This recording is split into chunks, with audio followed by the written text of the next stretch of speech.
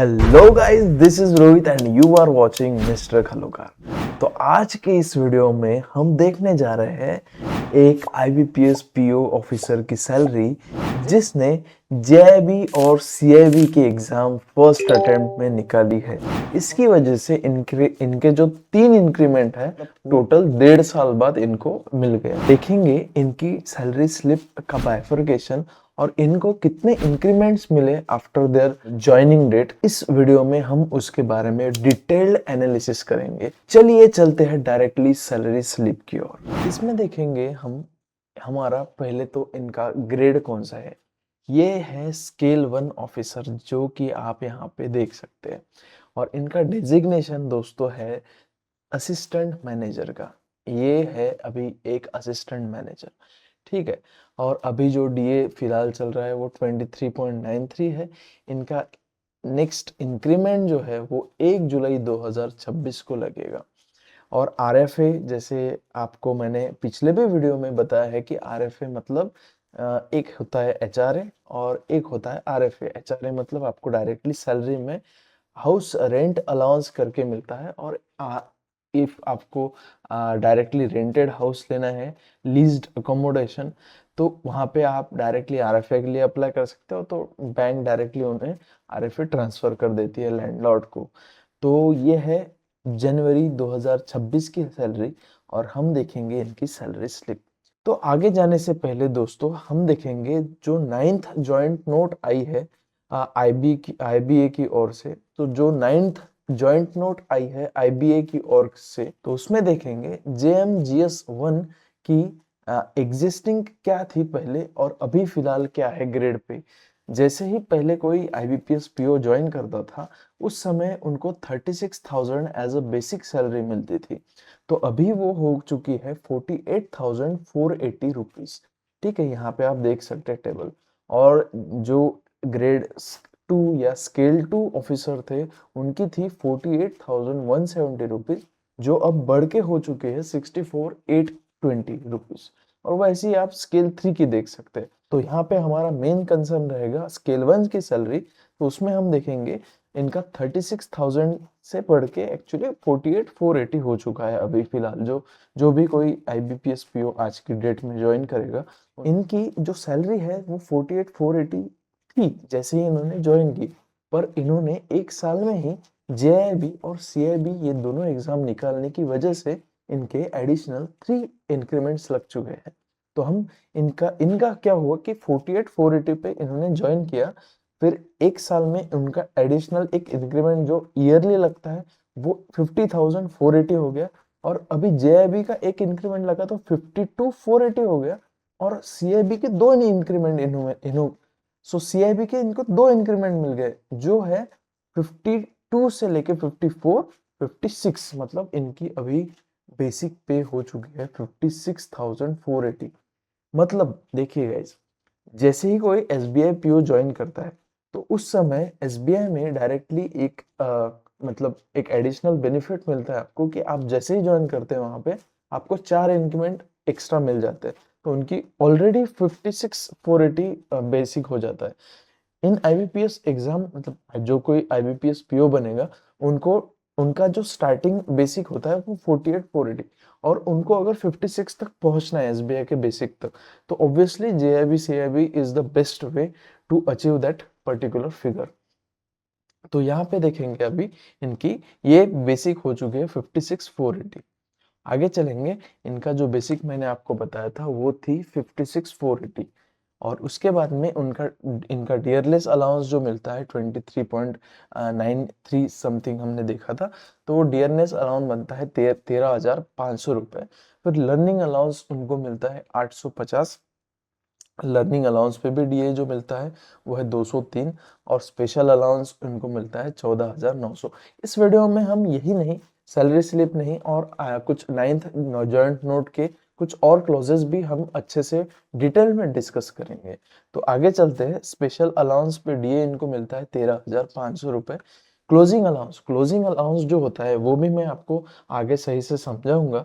Closing allowance जो मिलता है आपको क्वार्टरली मिलता है। मतलब मान लीजिए अप्रैल, मई, जून, ये 3 महीने हो जाने के बाद जुलाई में आपको क्लोजिंग मिलता है। जो ऑफिसर ग्रेड होता है उसमें 1500 रुपए एक्स्ट्रा मिलते हैं, जो जब आपका जो क्लोजिंग हो जाता है, मतलब क्वार्टरली क्लोजिंग होती है बैंक में। और फिर उसमें लोकेशन अलाउंस मिलता है आपको 1200। कॉन्ट्रीब्यूटरी पेंशन एम्प्लॉयर जो 14% आपको जो बैंक है वो खुद देती है एनपीएस में, और 10% आपको खुद को सैलरी से देना पड़ता है। इसमें देखिए कुछ कंपोनेंट्स नहीं है, जैसे सीसीए जो सिटी कंपेंसेटरी अलाउंस है, क्योंकि इनकी जो पोस्टिंग है वो रूरल है, इसकी वजह से इनको सीसीए नहीं मिलता है।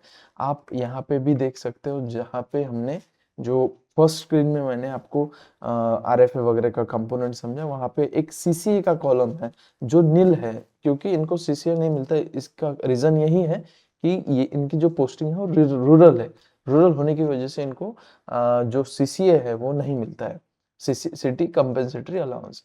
फिर हम आगे जाएंगे तो इनकी टोटल ग्रॉस सैलरी इस महीने की बनती है 1,02,097 रुपए। इसमें ही अगर हम आरएफए मिला दे तो ऑब्वियसली 5,500 इसमें ऐड हो जाएंगे, तो वो बनेगी 1,07,000 के आसपास।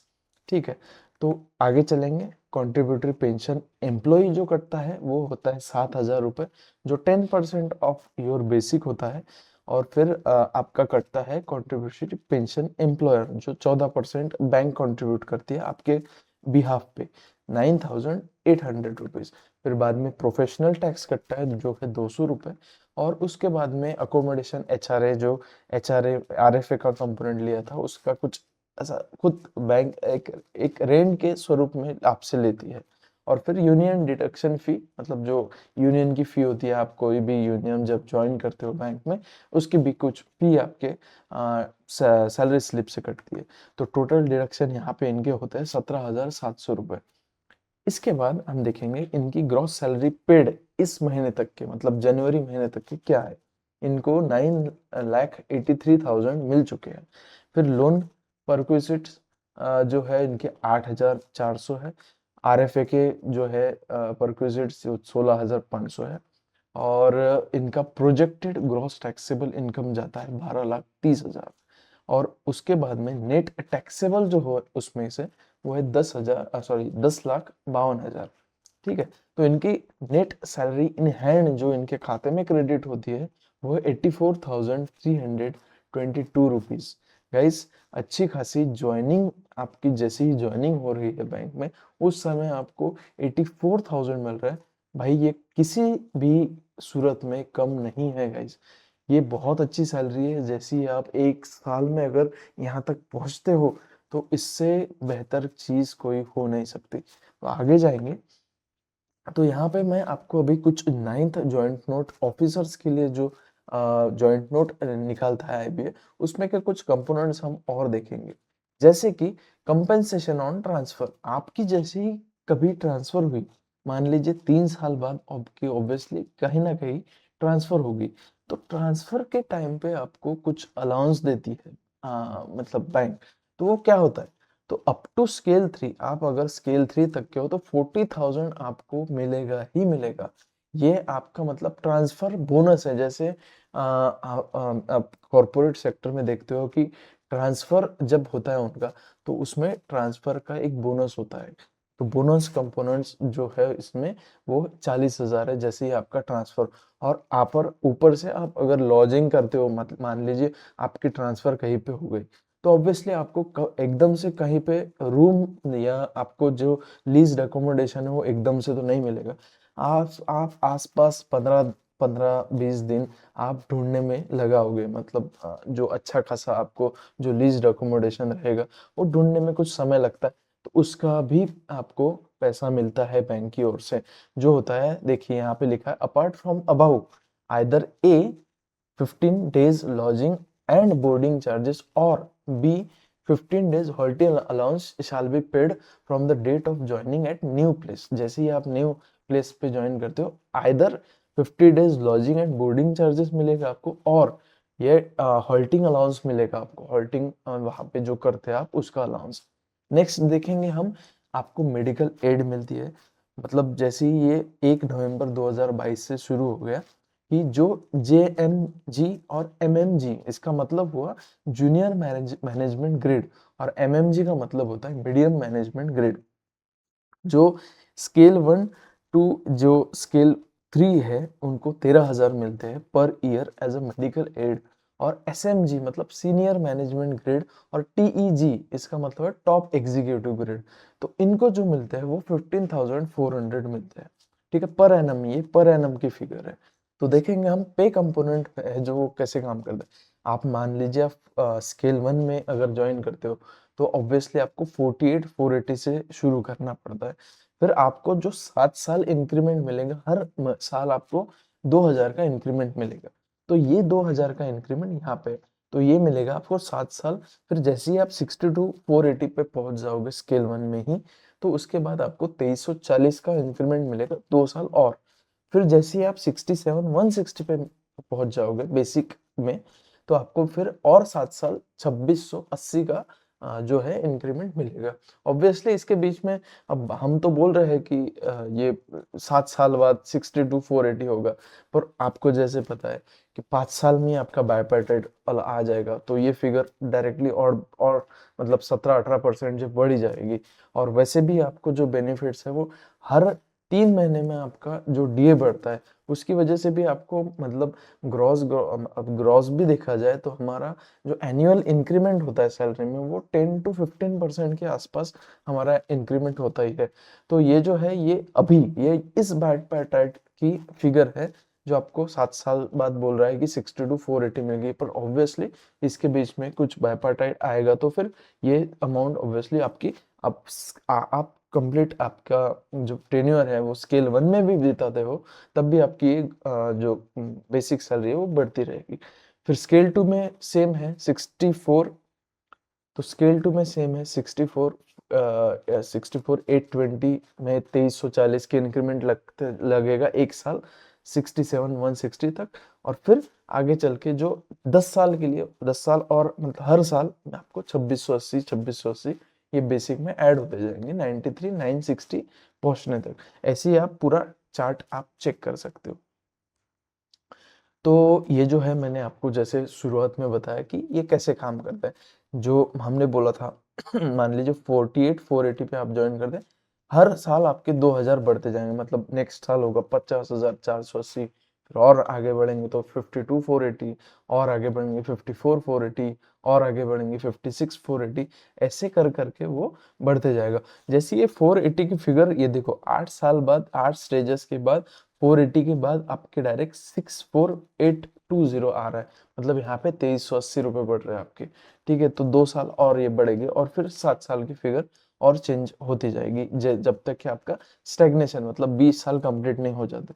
20 साल के बाद फिर वो PQP वगैरह जो आपने देखे थे हमारे पिछले वीडियो में, आप चेक कर सकते हैं कि मैं आपके लिए वहाँ लिंक दे दूंगा ऊपर, तो वहां पे आप चेक कर सकते हैं कि PQP मतलब क्या है। वो तो प्रोफेशनल क्वालिफिकेशन पे जो आपको मिलता है वो वहां पे आपको मतलब उस हिसाब से फिर वो स्टैग्नेशन लगते हैं। ठीक है, तो इसके बाद हम देखेंगे जो देखिए अब PQP जो है आपको मैं और डिटेल से समझाता हूँ कि मान लीजिए आपने JIB, जब आपके पूरे 20 स्टेज जब कंप्लीट हो जाते हैं किसी एक स्केल में, तो आपको फिर PQP मिलता है, मतलब ही प्रोफेशनल क्वालिफिकेशन पे। जैसे ही आप JIB कंप्लीट कर लेते हो आपको 1370 का इन ऑफिसर स्केल आपको 1380 मिलता है। और वही जो क्लरिकल में आप अगर PQP पे आ जाते हो मतलब 20 स्टैग्नेशन मतलब 20 इंक्रीमेंट लगने पर जब स्टैग्नेशन पहुंच जाते हो, तब आपको 820 का जो है वो आपको मिलता है। तो यहाँ पे देखिए ऑफिसर्स में क्या है उसको, वो है 1370 पर मंथ आपको इंक्रीमेंट मिलेगा। ठीक है, जैसे ही आप टॉप जो स्केल है वहां तक के पहुंच जाएंगे, टॉप मतलब पे स्केल पे पहुंच जाएंगे। फिर CIB के आपको 2 इंक्रीमेंट मिलते हैं। ठीक है, 1700 मतलब 1370, ये एक साल बाद, दूसरे साल में आपको 3425 मिलेंगे, और उसके मतलब थर्ड ईयर में 5480, ऐसे आपकी बढ़ते जाएगी PQP। और ये देखो जो मैंने शुरुआत में बताया था कि DA जो होता है वो हर 3 महीने में बढ़ता है। तो मान लीजिए अभी quarterly average of CPI index आपको अगर पता होगा, कंज्यूमर प्राइस इंडेक्स जो हमारी गवर्नमेंट मतलब हर 3 महीने में हमारे लिए सीपीआई का जो इन्फ्लेशन इंडेक्स है वो रिलीज करती है। वो तो हर महीने मतलब रिलीज होता है, पर तो बैंक में ये क्वार्टरली लिया जाता है। तो जनवरी फरवरी मार्च इसका जो डीए रहेगा, जो इंक्रीज डीए रहेगा, वो आपको मई जून जुलाई में मिलेगा। ठीक है। वैसे ही फिर 1 अगस्त से अप्रैल मई जून का जो डीए रहेगा वो आपको अप्लीकेबल रहेगा अगस्त सितंबर अक्टूबर में। ठीक है। वैसे ही फिर जुलाई अगस्त सितंबर का आपको नवंबर दिसंबर जनवरी में मिलेगा। तो ये जो 3 जो बना है, मान लीजिए जनवरी फरवरी मार्च, इसका जो आपको डीए मिलेगा वो अगले 3 महीने में मिलेगा। तो इस हिसाब से वो साइकिल चलती है आपकी डीए की। फिर हाउस रेंट अलाउंस जो होता है वो कैसे चेंज होता है बैंक में। एग्जिस्टिंग जो प्रोविजंस है, अगर आप मेजर ए क्लास सिटीज में रहते हो तो वहाँ पे आपको 10% ऑफ योर बेसिक पे आपको हाउस रेंट अलाउंस मिलता है। आप अगर other places then area A मतलब and project area group B और स्टेट ऑफ गोवा में अगर रहते हो, वहाँ पे आपको 9% ऑफ पे मिलता है। और ये दोनों कैटेगरी छोड़ के अब अगर आपकी कहीं पे पोस्टिंग हुई है तो आपको 8% ऑफ योर पे मिलता है, मतलब बेसिक पे। तो ये रहेगा आपका हाउस रेंट अलाउंस। तो उसके बाद सिटी कंपेंसेटरी अलाउंस, जो मैंने आपको शुरुआत में बताया था कि सिटी कंपेंसेटरी जो मिलता है आपको 2300 मिलता है ग्रुप ए कैटेगरी में और अबव और स्टेट ऑफ गोवा, क्योंकि स्टेट ऑफ गोवा ही कंप्लीटली ही एक वेल ऑर्गेनाइज्ड स्टेट है। वेल ऑर्गेनाइज्ड इसका मतलब हुआ कि ये ऑलरेडी अच्छी खासी एस्टेब्लिश्ड है, ये अर्बन सेंटर ही मानी जाती है।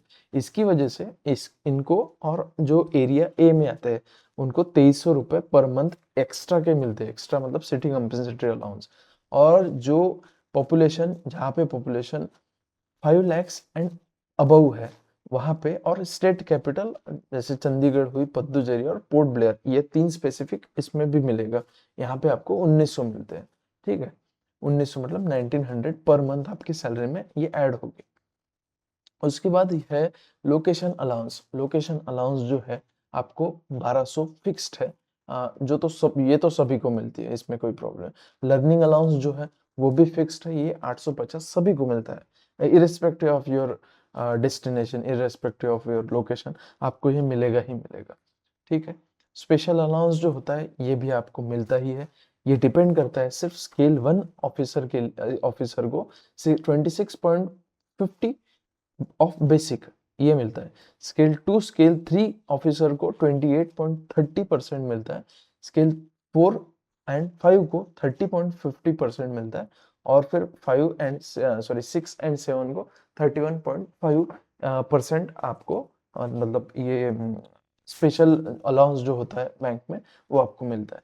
देखिए, बैंक की सैलरी में 2 मेजर कंपोनेंट है, एक है डीए, डियरनेस अलाउंस, और एक है स्पेशल अलाउंस। तो ये आपको मतलब इस बेसिक के हिसाब से इतने इतने मिलते हैं। ठीक है। फिर बाद में हम मंथली कैलकुलेशन देखेंगे इनके सैलरी स्लिप का। ये यहाँ से वीडियो दोस्तों और मज़ेदार हो रहा है कि आपको मंथली अलाउंस हम अभी मैं आपको, तो यहाँ पे आपको मैं मंथली अलाउंस सही से बताऊंगा। तो आरएफए कंपोनेंट जो है वो इनको 5500 मिलता है। देखिए, आरएफए भी डिपेंड करता है आप कहाँ पे पोस्टेड हो। और आप अगर अच्छी खासी अर्बन जगह पे पोस्टेड हो तो ऑब्वियसली आपको आरएफए अच्छा खासा मिलेगा। पर ये जो ऑफिसर है ये रूरल लोकेशन पे पोस्टेड है, इसके लिए मतलब इस वजह से इनको 5500। हम एक काम करेंगे अगली वीडियो में, आरएफए स्टेट वाइज या टीयर वाइज कैसे चेंज होता है ये पूरा मैं आपको चार्ट दिखाऊंगा उसमें। तो अभी फिलहाल इस वीडियो के और बढ़ते हैं और देखते हैं। इनका आरएफए 5500 है, मतलब ही हर मंथ, और इनटू 12 अगर किया जाए तो वो 66,000 बनता है। फिर इंसेंटिव्स इनको जो मिलते हैं वो लमसम ईयरली मिलते हैं 10,000। वो जो एक एक पोर्टल है बैंक का, उसमें आप फ्लिपकार्ट में जाके ये वाउचर यूज कर सकते हैं, या बाटा के बूट लेने में, और XYZ जो कुछ आपको उसमें ब्रांड्स दिए हैं, मैक्सिमम सभी ब्रांड इसमें इंक्लूडेड है।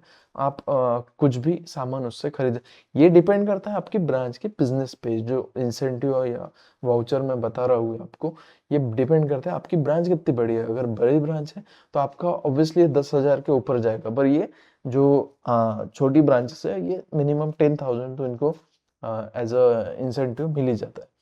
मोबाइल रीइंबर्समेंट है 500 रुपये आपको पर मंथ, 500 दिए जाते हैं इंटू 12 6,000, मतलब आपको मोबाइल बिल के स्वरूप में आपको 6,000 पर ईयर दिए जाते हैं।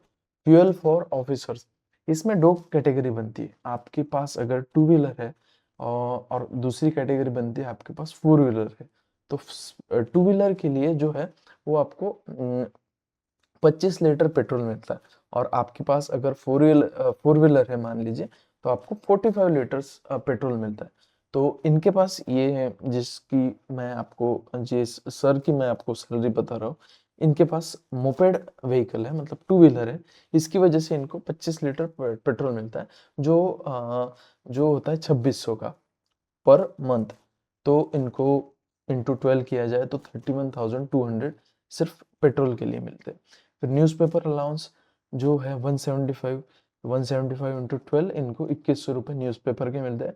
यूटिलिटी अलाउंस, जैसे ही आप RFA फैसिलिटी ले लेते हो बैंक में, तो उस केस में आपको यूटिलिटी मतलब हाउस मेड अलाउंस मिलता है दोस्तों। मतलब आप सोच सकते हैं, आप एक ऑफिसर बन चुके हो और आप फिर घर के काम के लिए एक हाउसमेड भी मतलब लगा सकते हो घर में, जिसके आपको 900 रुपये आपको बैंक पे करती है हर महीने। तो 900 इंटू 12, मतलब ये भी, इसके भी ऑब्वियसली स्लैब पड़ते हैं, जैसे टीयर 1 टीयर 2 टीयर 3। अब डिपेंड करता है आपकी पोस्टिंग कहाँ पे।